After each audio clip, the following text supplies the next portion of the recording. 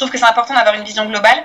Après ma spécialisation, forcément, j'ai appris des choses très concrètes au niveau du marketing et de la communication. Beaucoup de théorie, certes, mais je pense que c'est important d'avoir de la théorie pour ensuite pouvoir tester et essayer de comprendre certaines choses. La pratique est clairement différente, mais je trouve ça quand même important dans ta culture générale et dans ta manière de procéder ensuite d'avoir la théorie. Et puis, ça t'ouvre une connaissance du monde du travail quand même assez large. Tu avais beaucoup d'intervenants qui venaient présenter leur entreprise. Il y avait des challenges étudiants. On apprend à travailler en groupe. Tu apprends à leader une équipe ou au contraire à être capable d'être dirigé par quelqu'un. Respecter des contraintes. Et ton réseau, juste le réseau que t'apportent tes études, c'est ultra important.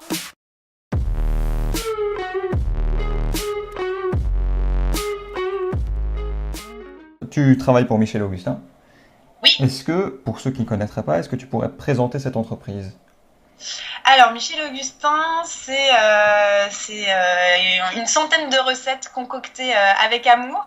Ça a commencé en 2004 par deux entrepreneurs passionnés du goût dans l'âme, Michel et Augustin, qui se sont lancés dans leur petite cuisine avec cette envie de vraiment révolutionner les codes de l'agroalimentaire.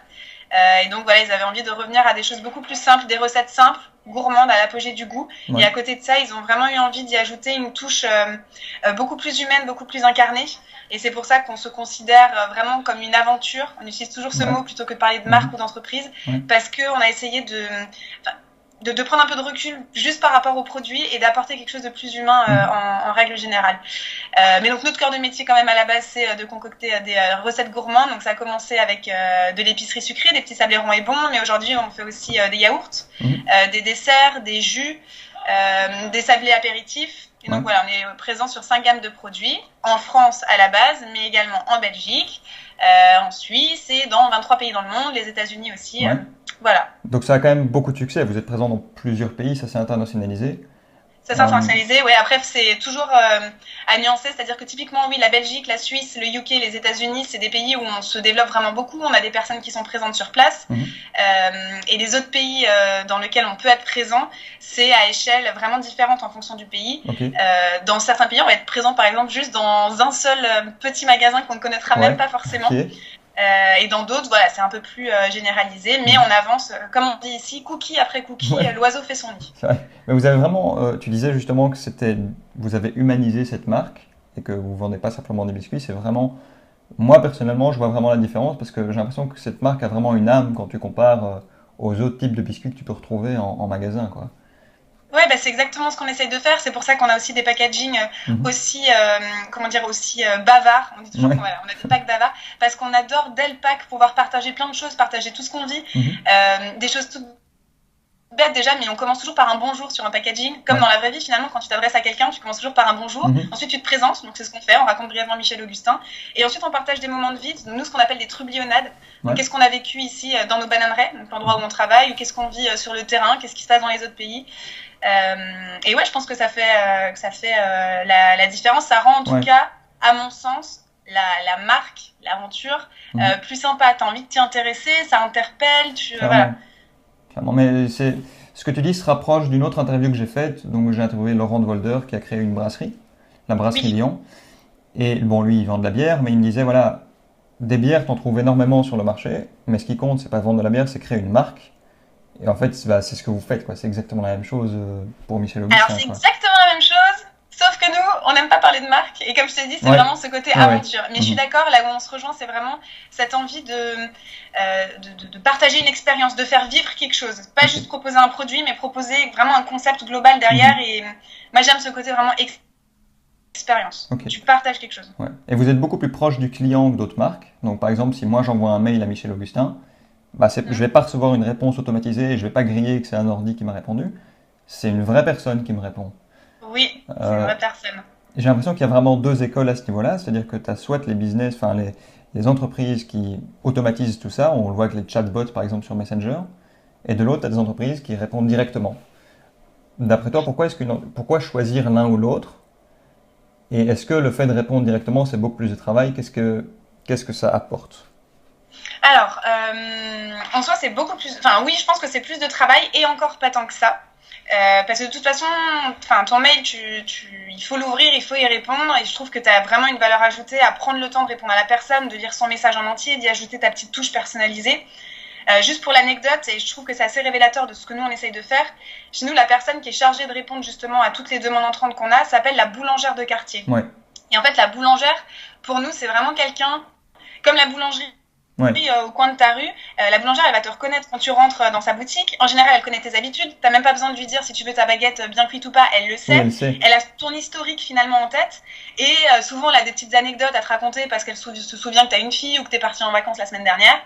Et le must, c'est quand elle te glisse la petite chouquette en plus le dimanche. Oui, ok. Bah, nous, c'est exactement ça qu'on essaie de faire. Quand quelqu'un nous contacte, déjà, on a toujours ce côté très avenant, enfin, zéro a priori, toujours le sourire, toujours prendre le temps d'écouter la demande, avoir toujours l'historique en tête, bien sûr, et surtout, le côté empathie. Tu laisses parler ta propre sensibilité, tu peux glisser la petite anecdote très personnelle. Moi, ça m'est déjà arrivé de raconter des choses... perso parce que la personne qui est en train de m'écrire vient justement d'Alsace et il se trouve que je suis née là-bas. Bah, bien sûr que j'en profite pour lui glisser le petit je suis colmarienne, comment ça se passe en ce moment, enfin tu rajoutes toujours quelque chose et donc là tu peux te dire que ça prend plus de temps, mais moi je suis pas forcément d'accord parce que déjà tu as des outils qui t'aident à être malgré tout dans la personnalisation. Typiquement ce qu'on fait beaucoup en ce moment sur Facebook Messenger, quand quelqu'un nous écrit, on va souvent avoir le réflexe de répondre avec un petit message audio. Et ça change toute la donne parce que la personne va entendre ta voix, elle va du coup se faire un peu une idée de toi, ça crée un rapport beaucoup plus humain et ça change complètement la donne. Et ça me prend en général même moins de temps que d'écrire un mail. Ah oui, ça j'avais pas pensé à ça. Tu peux utiliser la technologie, non pas pour un gain de temps ou pour automatiser les choses, mais même pour être parfois plus proche. Et pour répondre à l'autre partie de ta question, pourquoi est-ce qu'on a intérêt à faire ça ? Mais tout simplement parce qu'en fait, moi, c'est comme ça que j'aimerais être traitée quand je fais appel à un service. Je trouve qu'il n'y a rien de pire qu'un mail automatique que tu vas recevoir 3 fois où c'est pas le bon prénom, où ils n'ont rien compris à ta demande et c'est complètement à côté de la plaque, ou alors ils répondent qu'à une partie de ta demande alors que toi, tu avais 3 points. Aujourd'hui, moi, je me rends compte que je deviens super exigeante quand je contacte un service client parce que justement, je me dis, mais c'est possible de faire autrement, c'est possible d'être sympa dans ton message.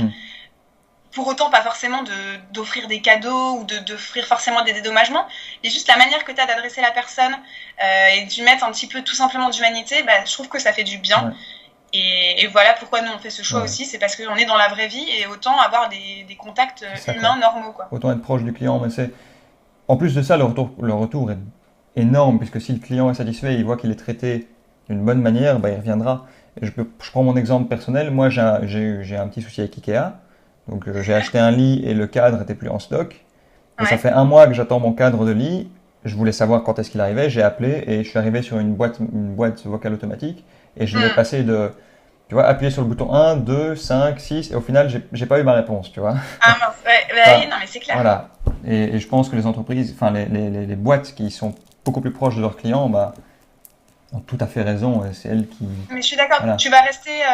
tu peux avoir une expérience initiale qui soit pas forcément bonne, ça arrive à tout le monde d'avoir un souci qualité, de ne plus avoir un produit en stock, comme c'est ton cas là par exemple. Mais le client n'est pas obligé de rester sur cette note-là, tu peux lui faire vivre une expérience beaucoup plus positive et l'enchanter, enfin ce mot est souvent utilisé en ce moment. Nous en vrai, je sais pas pourquoi je le dis là, on n'utilise jamais, mais c'est vraiment cette idée que tu peux finalement quand même réussir à fidéliser une personne ou à la faire apprécier ta marque juste parce que... derrière, tu auras eu un service qui aura été bien. Et bien, c'est pas forcément juste répondre à la demande, c'est être aussi dans l'humain, je trouve. Ok. Et du coup, toi, chez Michel et Augustin, donc tu réponds aux clients, ça fait partie de ton travail. Alors, quel est ton rôle ? Quel est ton rôle ? C'est en partie, mais je sais que tu as beaucoup plus de responsabilités que ça. Est-ce que tu peux un peu expliquer ce que tu fais alors donc effectivement c'est très multicasquette. On va dire que ma mission principale c'est plume et reporter de la tribu. Alors reporter c'est parce que j'ai cette mission de capter en temps réel ce qui se passe. Moi ma mission à la communication c'est de raconter, partager, faire vivre et vraiment co-construire notre aventure en temps réel avec notre communauté.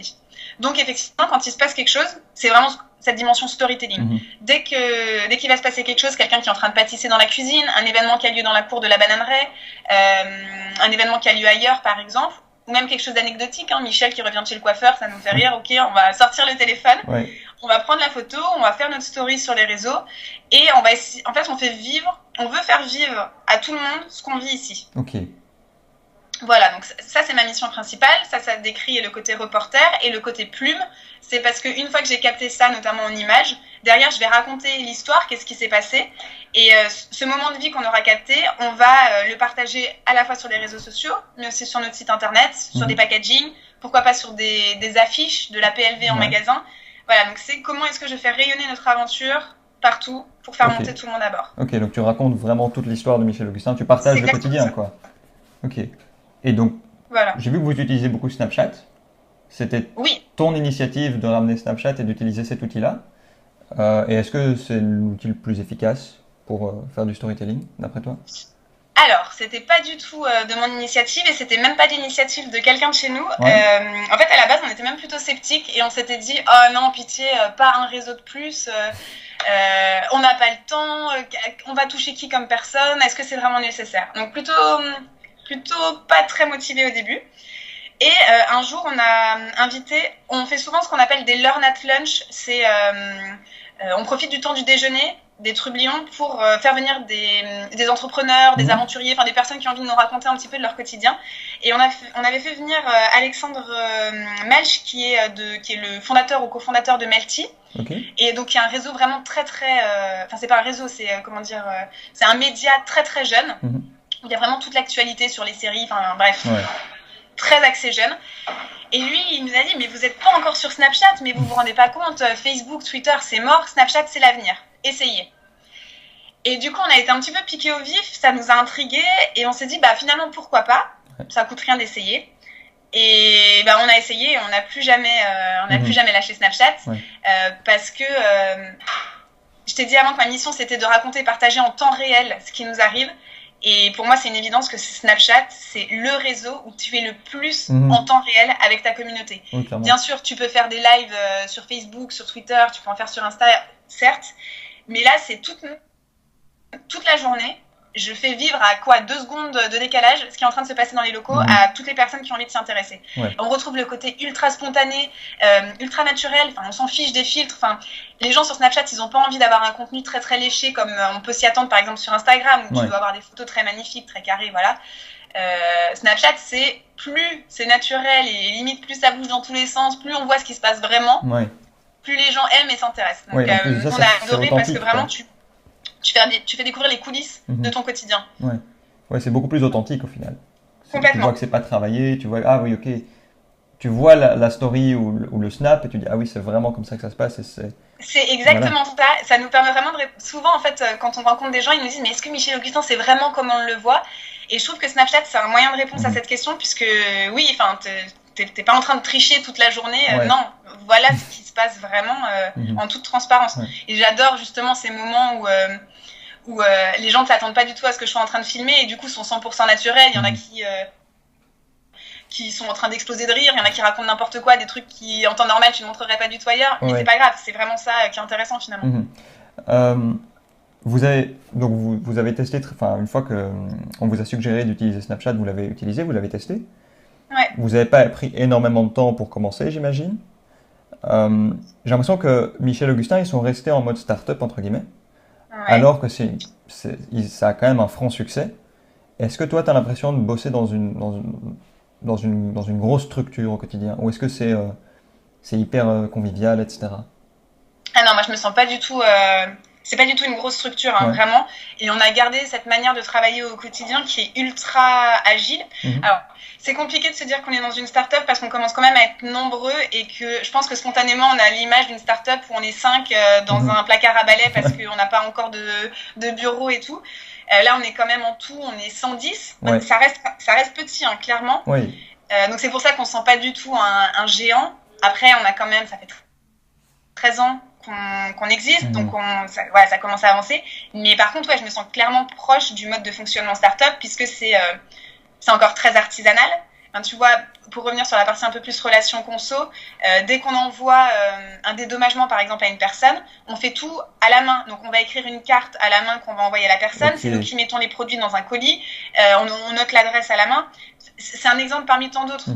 L'autre jour, on a décidé d'envoyer 200 livres. On a sorti un livre il y a 1 an sur le savoir-faire pâtissier. Et on a décidé de partager ce livre, de l'offrir gratuitement à 200 écoles partout en France. dans chacun des livres, donc déjà, il fallait rassembler tous les commentaires qu'on avait eu sur Facebook. Ouais. On a écrit dans chaque livre un petit mot dédicacé à l'école, le temps de le mettre dans l'enveloppe, d'écrire l'adresse et tout ça. Enfin, tu vois, c'est fait par nous. Il y a une vraie solidarité. Il y a tout le monde qui nous a donné un petit coup de main. Et ouais, donc clairement start-up, de par l'ambiance aussi, effectivement. Alors nous, on n'est pas du tout en mode baby-foot et hamac au travail. C'est plus effectivement cette manière qu'on a de travailler ensemble où on travaille beaucoup à cerveau ouvert. Tout le monde peut donner son avis sur tout. Même si, imaginons qu'à la base, on travaille plutôt sur un projet communication d'un événement, quelqu'un qui est dans le commercial, à la logistique ou n'importe, peut vraiment donner son avis et on va même aller le chercher, cet avis. Hiérarchie super horizontale, enfin, il n'y a pas 10 minutes, j'étais encore en train d'échanger avec Michel sur un événement qu'on va faire, une intervention qu'on va faire tous les deux la semaine prochaine. On est vraiment très très proches et c'est cette manière aussi de travailler, vraiment, ça va très vite. Ouais. Vraiment, tout va très très vite. Il n'y a pas de process de validation qui dure pendant des mois. On a une idée, on a envie de la faire. Ok, exécution, c'est parti. Ouais. Finalement, peu de process de validation aussi. Tu vas voir Michel, tu lui dis t'es ok pour ça. Allez, c'est. Oui, c'est ça va parti. vite, quoi. Enfin, c'est hyper agile et c'est rapide et Très agile. ça va être hyper agréable de travailler dans un cadre comme ça, quoi. Alors moi, j'adore clairement. Je pense que c'est pas fait pour tout le monde. Non. Parce que, comme dit, ça va quand même très vite, donc c'est intense, c'est passionnant, mais c'est clair que c'est intense, c'est très très prenant. Voilà, donc je sais de par expérience que ça correspond pas à tout le monde, mais moi je te rejoins et je trouve ça génial vraiment de bosser comme ça. Pour te donner un exemple, là où dans certains groupes tu vas mettre, allez, entre 3 et 6 mois pour sortir ta prochaine campagne d'affichage dans le métro ou ton prochain spot télé. Nous, ça peut être bouclé en 1 semaine. Okay, d'accord. On a une opportunité, on brainstorm, on exécute, 1 semaine après, c'est bouclé. C'est fou. Ouais, mais ça devrait être comme ça. Enfin... Ouais, mais 1 semaine, c'est un peu court quand même. Hein. On ne serait pas contre 1 mois pour créer la campagne. Mais au moins, c'est efficace. J'aime bien parce que tu n'étais pas là à tergiverser pendant très longtemps. Tu prends ta décision, tu es toujours dans l'action en fait. C'est ça que j'adore dans cette boîte, c'est que tu ne t'ennuies jamais, c'est pas possible. Oui, c'est ça. Et en plus de ça, vous testez des choses rapidement, soit ça marche, là c'est génial, et soit ça échoue, mais vous avez un apprentissage derrière et vous savez améliorer le processus pour les prochaines fois, quoi. T'as tout compris, c'est exactement comme ça qu'on réfléchit. Il y a très peu de phases de test, de sondage ou quoi que ce soit. Est-ce que ça peut, est-ce que tu crois que, on y va. Des fois, c'est un succès immédiat et c'est tant mieux. D'autres fois, on se plante. Clairement, il n'y a pas de honte à ça. Et une des philosophies qu'on a ici, c'est échouer encore, mais échouer mieux. Donc effectivement, tu as vraiment ce côté apprentissage. On ne refera pas 2 fois la même erreur, mais on trace notre route et on continue, quoi. Ok. Et du coup, comment est-ce que tu t'es retrouvé chez Michel Augustin ? Est-ce qu'on peut un peu revenir sur ton parcours ? J'ai un peu regardé ton profil LinkedIn, j'ai vu qu'il y avait pas mal de choses. Est-ce qu'on peut revenir un peu sur ton parcours et tu peux nous expliquer ce que tu as fait ? Moi, j'ai fait... je remonte un tout petit peu loin, mais je vais le faire en accéléré. Donc, moi, j'ai fait un bac ES. J'ai enchaîné avec une prépa ECE. Suite à quoi, j'ai intégré une école de commerce à Rouen, où j'ai suivi une spécialisation marketing et communication. J'ai fait différents stages plutôt en communication. J'ai fait un stage justement dans mon école à Rouen de community management. J'étais chez Sodexo en 1 an en communication interne événementielle. J'étais chez Mondelez en communication interne et surtout intranet. Et j'ai fait mon dernier stage chez Michel Augustin, justement en tant que boulangère de quartier, donc à la relation consommateur. Et donc, tu vois, quand même naturellement, j'ai toujours fait de la communication dans mes stages. Pourquoi la communication ? Je t'avoue que je pense que je suis tombée dedans un peu par hasard. Il y a eu cette opportunité de community management une toute première fois. Je sais que j'adore ça, c'est un peu dans ma façon d'être. J'adore communiquer, j'adore l'humain, le relationnel. Après, jamais je m'étais dit, ok, un jour je ferai ça. Pas du tout. Donc c'est vraiment par hasard que je suis tombée dans la com. Et c'est complètement par hasard que je suis arrivée là chez Michel Augustin. Je rêvais de travailler chez Michel Augustin. Quand en sortie d'école, je me suis dit, ok, où est-ce que tu veux faire ton dernier stage ? C'était le stage de la dernière chance avant de trouver un emploi. Et la première entreprise qui est apparue sur mon listing, c'était Michel Augustin. J'ai vu une opportunité en communication qui était justement ce stage en relations conso. J'ai dit, je connais pas. Clairement, tu vois, moi, j'avais plutôt fait de la communication interne. Là, c'était clairement s'ouvrir à l'externe. Dans une boîte qui, justement, a une image quand même assez importante. Enfin, t'es assez exposé. Donc, je savais que ce serait un challenge. Et bah, je me suis lancé ce défi et c'était parti pour cette belle histoire, quoi. Et donc tu t'es pas arrêté au fait de dire je l'ai jamais fait, donc je vais pas postuler.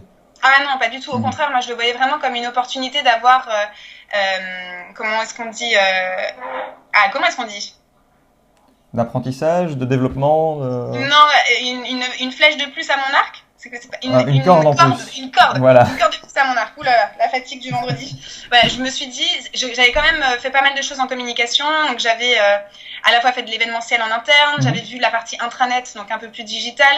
J'avais fait du community management. Là, pouvoir m'ouvrir à de la communication externe, je me suis dit, c'est génial, tu complètes de plus en plus ta palette. Ça va t'ouvrir des portes sûrement pour plus tard. Et voilà, non, c'était défi, c'est parti, quoi. Et du coup, oui, enfin, au final, c'est ça le but des stages, c'est d'apprendre de nouvelles choses et à développer tes compétences. Est-ce que toi, tes études, ce que tu as appris dans tes études, ça t'a été hyper utile dans tes différents stages, et dans ton métier? Alors, moi, je trouve que, enfin, de toute façon, oui, de manière évidente, ne serait-ce que, tu vois, la prépa, ça apprend vraiment une méthode de travail, ça t'apprend la rigueur, la productivité. En école, j'ai adoré avoir une palette aussi ultra large de matières pour justement être un peu touche à tout et avoir des fondamentaux dans tout ce qui concerne la vie de l'entreprise, finalement, de la compta, de la finance, des RH, de la logistique. Je trouve que c'est important d'avoir une vision globale.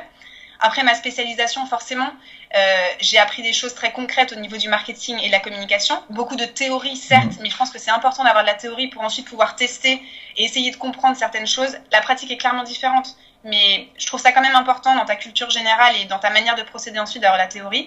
Et puis, ça t'ouvre une connaissance du monde du travail qui est quand même assez large. Tu avais beaucoup d'intervenants qui venaient présenter leur entreprise. Il y avait des challenges étudiants. On apprend à travailler en groupe. Tu apprends à leader une équipe ou au contraire à être capable d'être dirigé par quelqu'un. Respecter des contraintes. Et ton réseau, juste le réseau que t'apportent tes études, c'est ultra important. Moi, c'est notamment grâce à un ancien collègue de promo que j'ai pu intégrer... Enfin, j'aurais peut-être intégré Michel Augustin d'une autre façon, mais en tout cas, j'avais ce contact chez Michel Augustin qui a pu toucher un mot à quelqu'un et qui m'a probablement permis de rejoindre cette aventure. Et de par plein d'autres choses, des personnes qui ensuite te contactent, que tu peux aider. Le réseau, c'est super important. Je trouve qu'on s'en rend pas assez compte quand on est en école et peut-être qu'on l'exploite pas du tout assez. Mais rien que ça, c'est énorme ce que t'apporte ta scolarité et tes études. Même les profs que tu rencontres, ça crée plein de choses. Et toi, tu en étais déjà consciente quand tu étais aux études de l'importance d'avoir un réseau et de développer tes connaissances? Non. Et pas du tout. Tu t'en es rendu compte en rentrant chez Michel Augustin ou c'est en regardant ton parcours que tu te dis ah ouais? Moi, c'est plutôt en regardant le parcours. Enfin, j'ai tout de suite vu la chance que j'avais de connaître cette personne qui travaillait chez Michel Augustin. Mais c'est même maintenant, ça fait 2 ans et demi maintenant que je suis chez Michel Augustin. Je suis retournée justement dans mon école il n'y a pas 2 semaines. C'est à ce moment-là où tu te dis, punaise, mais si plus tôt j'avais su que justement tous ces intervenants qu'on me proposait, toutes ces rencontres que je fais, il faut les soigner. C'est trop dommage de perdre des gens de vue parce qu'en fait, t'as des passerelles ensuite qui se créent plus tard quand tu seras dans ta vie professionnelle. Mais non, j'en avais pas du tout conscience. Et bon, après, t'as aussi des histoires de coûts. Quand t'es en école et qu'on te demande encore de cotiser pour rejoindre le réseau alumni, bah, sur le coup, tu peux pas forcément. Et je trouve que c'est un peu frustrant. Mais en revanche, je suis super fière d'appartenir à mon école et tu peux être convaincu que dès que quelqu'un de mon école va me contacter, quelle que soit la raison, que ce soit une demande de partenariat qu'on décline en règle générale ou une demande d'intervention, je vais vraiment avoir tendance à me dire c'est la famille, je vais faire quelque chose. C'est impressionnant. Et c'est parce que je suis en train de vivre ça justement que je prends conscience de l'importance du réseau. Ok. Et du coup, toi, aujourd'hui, comment tu t'y prends pour faire de nouvelles rencontres et développer ton réseau de connaissances? J'ai la chance d'avoir l'opportunité de faire régulièrement des prises de parole en public. Donc on est souvent sollicité à Michel Augustin pour venir témoigner justement de la relation client, du digital, de notre expérience, de l'aventure en règle générale. Donc franchement c'est plusieurs fois par mois où je suis amenée à rencontrer des gens sur des salons, dans des entreprises. On rencontre aussi pas mal d'étudiants, donc ça c'est déjà très très très enrichissant. Ensuite, Michel Augustin permet aussi de rencontrer de nouvelles personnes avec ces fameuses des événements qu'on organise dont je t'ai parlé avant, les Learn at Lunch où tu fais venir des entrepreneurs. C'est comme ça qu'on a rencontré le site français, qu'on a rencontré Geminis. On rencontre plein de startups, c'est super intéressant, super enrichissant.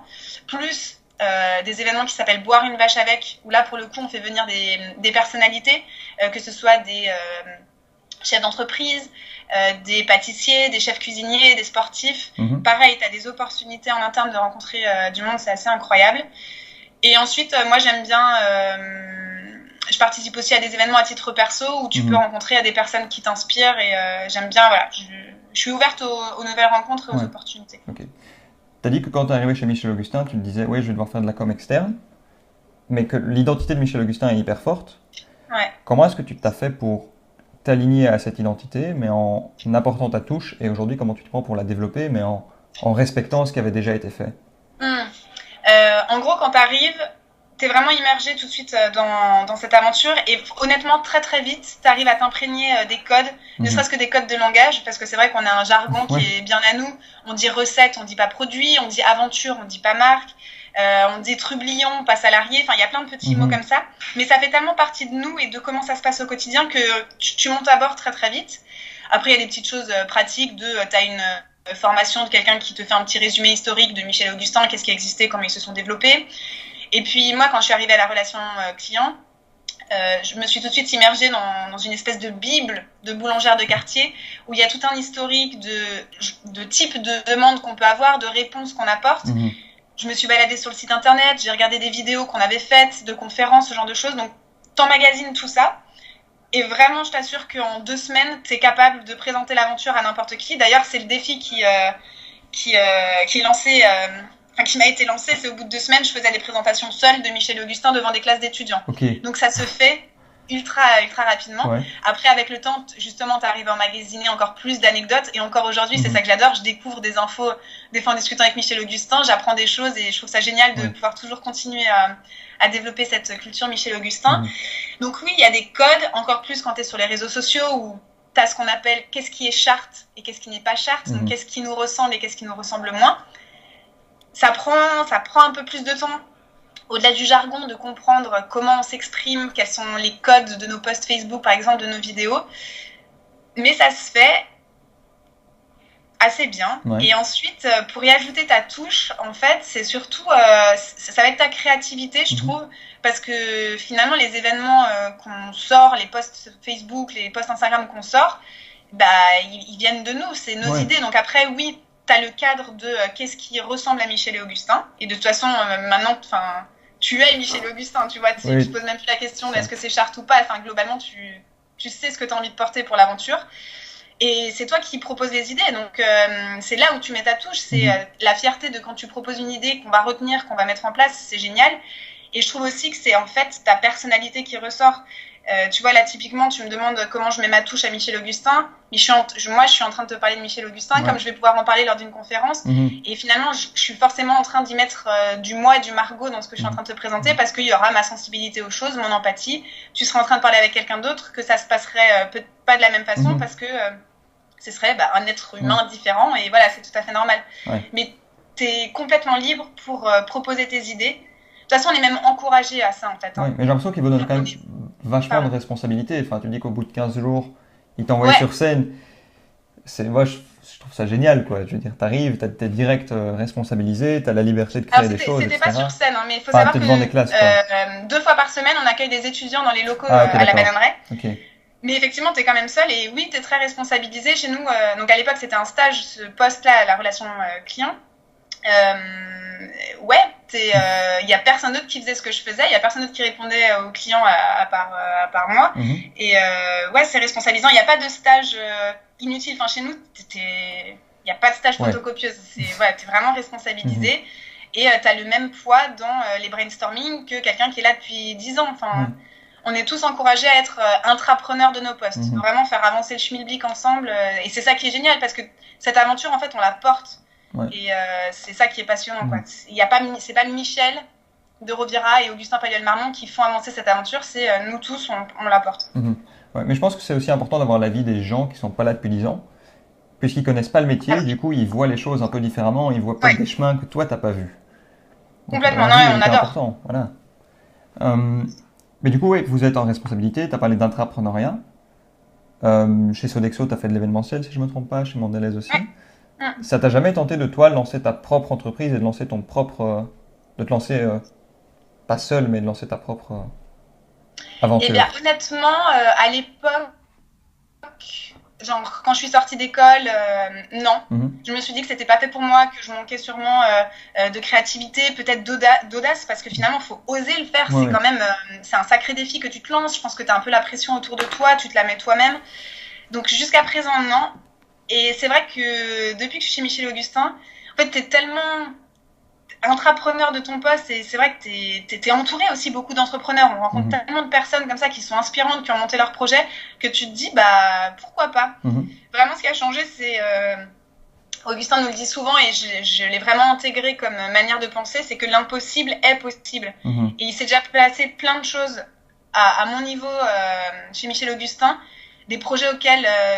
c'est pas que j'y croyais pas, mais je me disais, je sais pas comment on va y arriver. Honnêtement, avec toute mon énergie, malgré toute mon énergie, je sais pas comment on va y arriver. Et en fait, on y est arrivé. Et on y arrive toujours. Il n'y a pas une seule fois où ça a pas marché, tout ce qu'on a essayé d'entreprendre. À degrés différents, mais on a toujours réussi à sortir quelque chose. Et du coup, ouais, là, j'ai rejoint je me dis, bah oui, ce serait possible. Si j'en ai envie, c'est possible. Ouais. Et tu te lancerais dans quel domaine? Ce serait encore la pâtisserie? Bah, pâtisserie, pourquoi pas, puisque oui, effectivement, j'ai passé mon CAP pâtissier en 2016, je l'ai obtenu, j'ai commencé à me former en 2015 avec Michel Augustin. Moi, mon rêve absolu, ce serait de lier à la fois la pâtisserie et le développement personnel. Tu vas faire par exemple des cours de pâtisserie dans des entreprises, un peu en mode atelier, mais vraiment pas que le côté atelier cuisine, vraiment le côté... surpassez-vous, enfin mettre aussi là-dedans vraiment de l'énergie positive et quelques tips de développement personnel. Ok. T'as passé ton CAP, pâtisserie, c'est quelque chose que tu voulais toujours faire, ou c'est en arrivant chez Michel Augustin, tu t'es dit, tiens, why not? Ouais, c'est plutôt comme ça, parce qu'en gros, bon, moi j'ai quand même un historique pâtissier, en tout cas familial, puisque je suis petite fille et arrière-petite-fille de pâtissier, je suis une grande gourmande, mais honnêtement, j'ai jamais pris le temps de pâtisser, et je crois que je suis plutôt nulle. Les 2 tiramisu que j'ai fait dans ma vie, je les ai toujours loupés. Donc il y avait pas, je me suis pas dit génial, il faut un jour que je fasse mon CAP, au contraire. Mais quand j'ai vu qu'il y avait cette opportunité-là, puisqu'on peut tous passer notre CAP pâtissier chez Michel Augustin, mais c'est tout de suite devenu un objectif. Bien sûr que j'avais envie de passer mon CAP pâtissier, c'est une telle opportunité déjà personnelle, et ensuite de par mon métier aussi, du fait d'être en contact ou avec les consommateurs, ou même de créer du contenu, c'est une vraie richesse d'avoir la connaissance produit. Et je l'ai aussi vu clairement comme un défi personnel. Est-ce que je vais y arriver? Et aussi, pour moi, c'était vraiment pour la partie plus personnelle, c'était rendre hommage un peu à mon grand-père que j'avais perdu pas longtemps avant, et lui montrer que j'étais capable de sortir quelque chose qui le rendrait vraiment fier, quoi. Donc c'était aussi dans cette optique-là. Et c'est faisable, c'est faisable. Malgré mon niveau quasi pitoyable. Et je suis super contente. Ça a changé complètement ma vision de la pâtisserie déjà, et de la cuisine en règle générale. Je cuisinais très peu avant, tout type de plat. Et là, je prends plaisir à être dans ma cuisine, à mijoter des petites choses. Ça m'a donné encore plus envie, de par la pâtisserie ou la cuisine, d'apporter aux autres. Vraiment, je trouve que c'est la force de la pâtisserie. C'est un réflexe, dès que t'es invité chez quelqu'un ou t'invites quelqu'un chez toi, tout de suite, c'est ok, mais qu'est-ce que je leur prépare? C'est génial. Tu les accueilles avec quelque chose de bon, quoi. De bon, et que t'as fait de toi-même. C'est ça, surtout. C'est ça qui est bien. Ouais. Moi, je suis encore étudiant, j'ai l'habitude des examens en auditoire, surveillés et être assis sur une chaise pendant 2 heures. Mais un examen de pâtisserie, ça se passe comment? C'est pas exactement ça. Donc déjà, il faut savoir, le CAP pâtissier en candidat libre, enfin même le tout court, si t'es pas candidat libre mais que tu t'es formé en école, t'as 2 épreuves, t'as 2 types d'épreuves. T'as une épreuve pratique et t'as une épreuve théorique. L'épreuve théorique, c'est t'es convoqué 2 jours sur 1 heure et 1 heure et demie, et c'est des examens écrits où on t'interroge sur des règles d'hygiène et de sécurité, sur de la culture générale, mais il y a aussi, franchement, il y a des épreuves assez compliquées sur la composition d'un grain de blé, où tu dois faire des schémas, et voilà. Ça prend du temps de se former aussi sur cette partie. Mais le plus compliqué, ça reste la pratique. Tu es quand même 7 heures dans une cuisine et tu dois sortir 4 modules pâtissiers. Donc tes modules pâtissiers, tu dois forcément sortir une tarte. Dans le sujet qui va t'être proposé, tu devras faire une tarte, un entremets, donc un gâteau type Charlotte aux fraises, de la pâte à choux, donc ça va être par exemple des éclairs ou des religieuses, ou de la pâte feuilletée, donc galette des rois par exemple, ou chaussons aux pommes. Et le dernier module, ce sera ou de la brioche ou de la pâte levée feuilletée, donc croissant, pain au raisin, pain au chocolat. Et donc, tu as tout ça à sortir en 7 heures et tu n'es pas seule dans ta cuisine. Et en plus de ça, pendant que tu es en train de préparer, donc, déjà, il faut te dire, tu as genre 5 ou 6 jurés dans la cuisine qui sont autour de toi, regarder ce que tu es en train de faire, à prendre des notes. Ils ne te lâchent pas d'une seconde. Et ils te posent des questions régulièrement sur ce que tu es en train de faire. Okay. Donc, à chaque fois qu'ils te posent une question, tu te dis, mince, mais est-ce que j'ai foiré quelque chose? Et c'est vraiment intense. Ouais. Honnêtement, tu as beau te préparer. Ce moment où tu arrives devant une cuisine professionnelle avec des gens qui ont l'habitude d'être dans cet univers tous les jours, toi, tu as cuisiné dans la cuisine de la Bananeraie qui ressemble à n'importe quelle cuisine qu'on a chez soi. Waouh, vraiment mon sang a fait le tour de mon corps d'un coup, mais c'est très impressionnant. Oui, mais encore une fois, le développement personnel, tu as gagné une expérience de fou, quoi. Oui. Même au niveau confiance en soi, je pense, tu renforces ta confiance, quoi. Oui, complètement. Et ouais, c'est une preuve de plus que l'impossible est possible. Tu sors complètement de ta zone de confort. Moi, à l'école, j'ai toujours été plutôt une grande bosseuse. Oui, je stressais toujours avant les examens, mais ça, c'est mon côté ultra plutôt perfectionniste et l'envie de bien faire.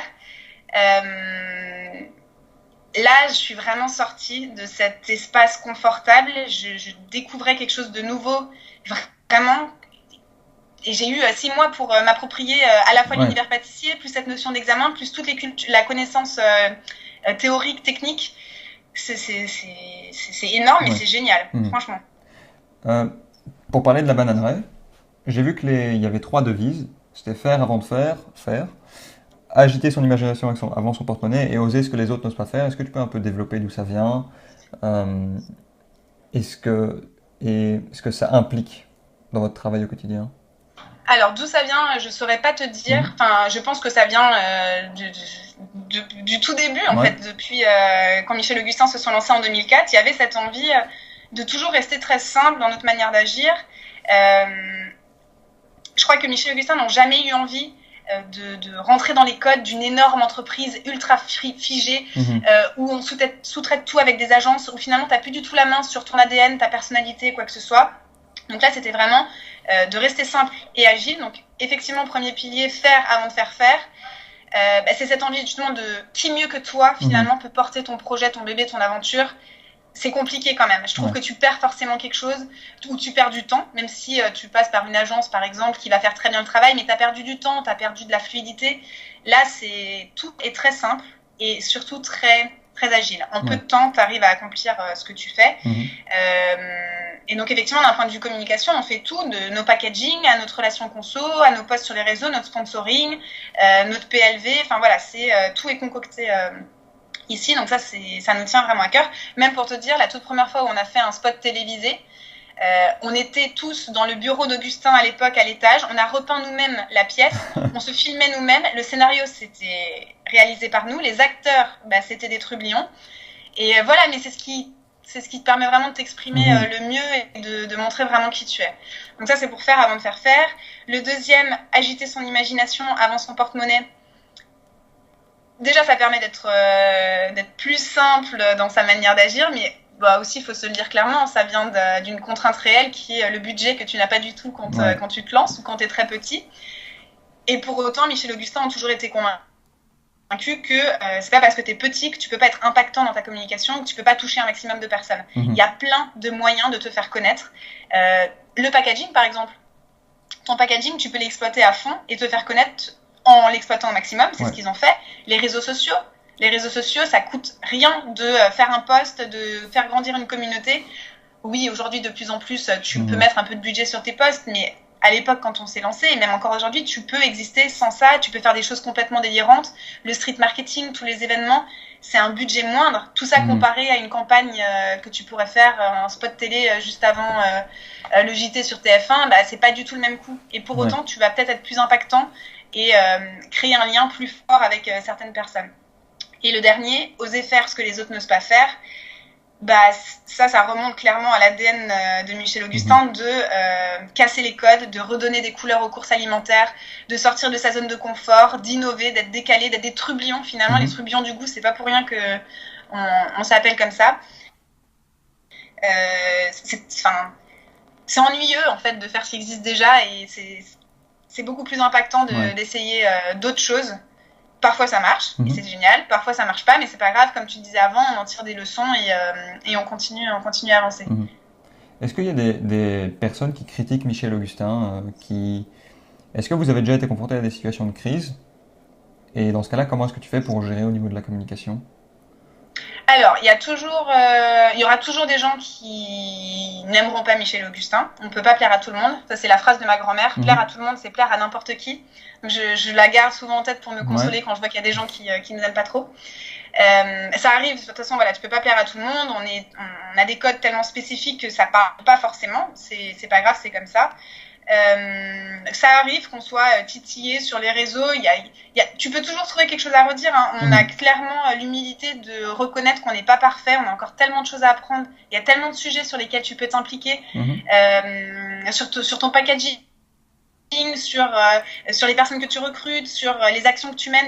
Il y a plein de choses. On ne peut pas tout faire en même temps, on le sait. Donc il y a forcément des points où on est un peu plus vulnérable. On l'accepte. Et quand on est enquiquiné sur les réseaux ou en vrai par rapport à ça, nous, notre envie, c'est toujours de rester dans la plus grande transparence.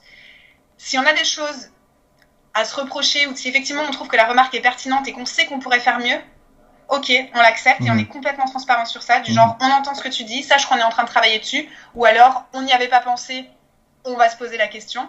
Mais en tout cas, on est toujours très clair sur là où on en est. Et c'était le cas, notamment, on avait été un petit peu enquiquiné il y a quoi, peut-être 2 ans maintenant, avec l'association L214. Oui, à l'époque, on n'avait pas 100% de nos œufs qui étaient des œufs plein air. Par contre, c'était un sujet sur lequel on se penchait, mais eux ne voyaient pas encore le résultat final, normal. Enfin, oui, c'est ça, il y a un temps de décalage. Voilà. Et du coup, ça a commencé à s'agiter un petit peu. Et on a vraiment expliqué en toute transparence, on a pris des engagements clairs où on expliquait. Donc, effectivement, à date, on en est là.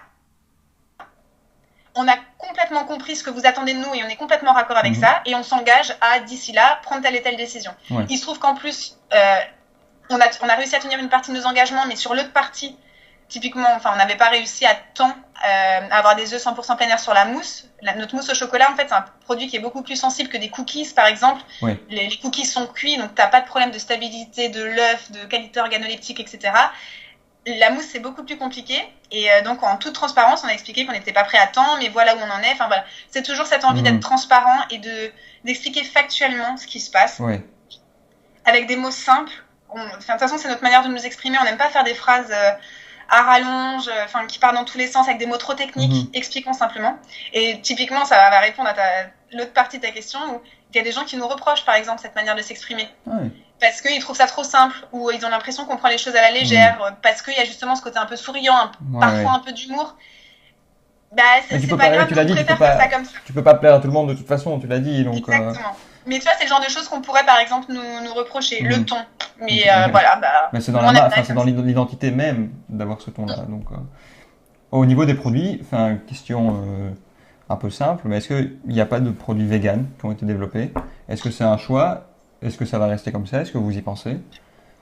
Alors, en fait, à la base, je te l'ai dit, l'envie, c'était vraiment de faire des produits des recettes qui soient ultra gourmandes. Donc, quand est arrivée un petit peu cette envie de vegan, ou cette envie de bio même, ou cette envie de sans gluten, nous, on n'est pas encore sur tout ça, en toute transparence. Mais on fait des tests, parce qu'on s'est rendu compte que c'était une vraie attente.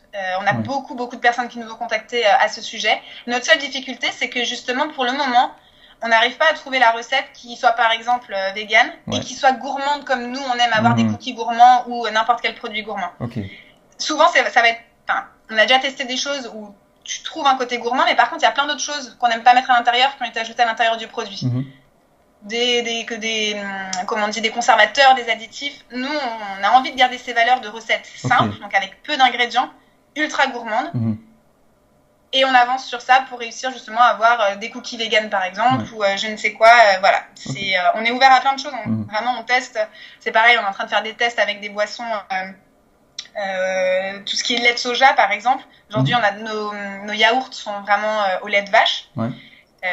Mais on a cette requête, donc on se pose la question, on fait des tests et on avance progressivement.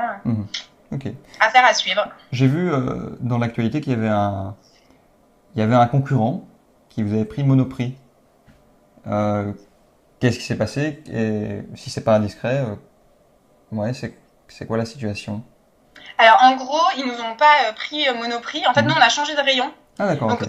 là, si on veut être correct, ils se retrouvent effectivement au rayon snacking, là où nous, on avait nos cookies avant. Ouais. Maintenant, c'est leurs cookies.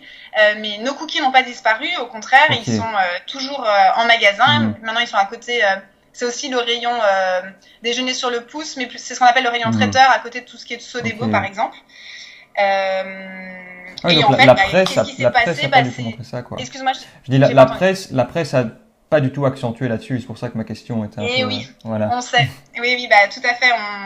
Il y a effectivement eu quelques retombées presse comme ça et ça a vraiment prêté confusion dans la tête de nos consommateurs qui ont commencé à paniquer. On a reçu des appels, des mails. Et on a d'ailleurs répondu à ça avec une petite vidéo où on nous voit justement, on se rend chez Monoprix et on leur montre que tout est bien en place. On a toutes nos recettes qui sont encore là, donc tout va bien. Mais voilà, c'est le jeu en fait, effectivement, d'autres marques très sympathiques qui émergent. On est très content d'ailleurs, très content pour eux. C'est une belle marque française. On était à leur place il y a 10 ans, donc on peut que se réjouir. Et nous, on continue notre petit bonhomme de chemin. On est toujours chez Monoprix. On a d'ailleurs sorti en exclusivité chez eux c'était début du mois, des desserts pâtissiers. Donc, notre relationnel est très bien. Enfin voilà, tout va bien. On a juste changé de place et voilà. En gros, je pense que Monoprix essaye au maximum dans ce rayon sur le pouce d'avoir des marques, comment dire, je trouve pas l'expression correcte, je voudrais pas utiliser des mots qui sont pas appropriés, mais plus des marques émergentes que des marques qui sont peut-être en place depuis plus longtemps. Ok. On arrive déjà à la question de la fin. Oui. Si tu pouvais donner un conseil à Margot il y a 5-6 ans, ce serait quoi ton conseil? Je crois que je me dirais ce que j'ai appris aujourd'hui et qui m'aide vraiment au quotidien, c'est ce que je t'ai déjà dit, l'impossible est possible. Je pense que j'ai trop souvent tendance à pas croire en moi ou à pas oser.